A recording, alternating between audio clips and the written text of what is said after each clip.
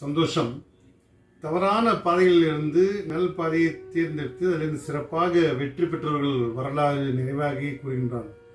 அந்த வரலாறு இன்றும் முதல் அவர்களை பற்றி பேசியிருக்கிறதும், அவர்கள் அதிலிருந்து மாறி தவம் இருந்து மிக சிறிய ஆற்றல் கடந்த ஆண்டுகள் கடந்தாலும் அவர்கள் பெயர் மரியாத அளவிற்கு புகழ் உச்சியில் இருந்திருக்கிறார்கள்.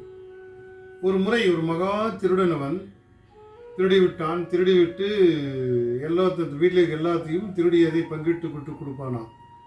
ஒரு முறை நீதிபதி அவரை கேட்டுவிட்டார், நீங்கள் திருடுகிறீர்களே, திருடி என்ன செய்கிறீர்கள்னு கேட்டார். நான் எல்லாம் என்னுடைய சுற்றி இருப்பவர் எல்லாத்துக்கும் கொடுத்து விடுகிறேன் என்றார் அந்த திருடன். சரி, நீங்கள் தவறு செய்தால் அந்த தவறை அவர்கள் ஒப்புக்கொள்கிறார்களா என்று கேட்டார். ஒரு முறை வீட்டில் கேட்கின்றார், நான் இந்த மாதிரி தவறு செய்து விட்டேன், நான் உங்களுக்கெல்லாம் நல்லா செய்திருக்கின்றேன், என்னோடு நீங்கள் கஷ்டப்படும் போது என்னோடு நீங்கள் தோல் பிடிப்பீர்களா அப்படின்னு கேட்டார். யாரும் அது ஒத்து வரவில்லை. பிற்காலத்தில் அதை உணர்ந்த அந்த திருடன் தவம் இருந்து மிகப்பெரிய ஆற்றலை பெற்று ஒரு புத்தகம் எழுதினார்.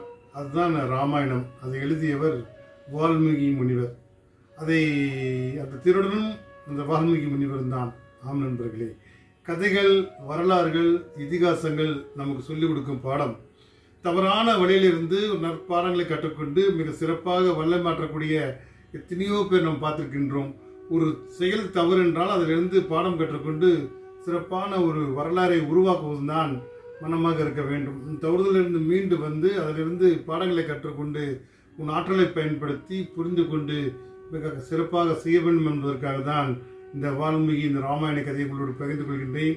இந்த வரலாறு எல்லாருக்கும் தெரிந்ததுதான், படித்திருப்பீர்கள். இருந்தாலும் நாம் ஏன் அந்த தவறுகளில் இருந்து கற்றுக்கொண்டு மிக சிறந்த ஒரு பாதையை நம்மால் தேர்ந்தெடுக்க முடியாது என்பதை உணர்ந்து கொண்டால் நாமளும் வாழ்க்கையில் தவறுகளிலிருந்து பாடம் கற்றுக்கொண்டு மிக உயர்ந்த இடத்துக்கு செல்லலாம் என்பதற்காக பதிவிட்டிருக்கின்றேன். சந்தோஷம். வாழ்க வளம்.